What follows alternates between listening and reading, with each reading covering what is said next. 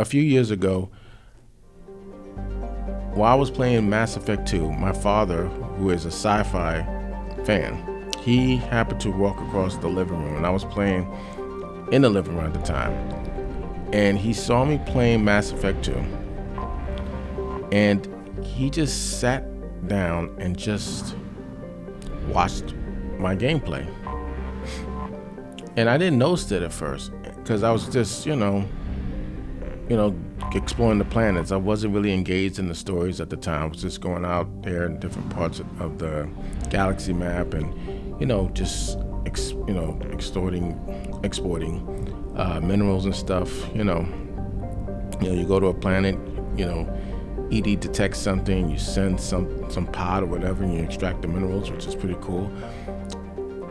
It's also a very relaxing experience when you think about it too. You hear that beautiful music, coming on, and then you just do that. You could do that pretty much all game if you want, but it also helps your stats up. But anyway, so while I'm doing this, I happen to notice my father's sitting there watching.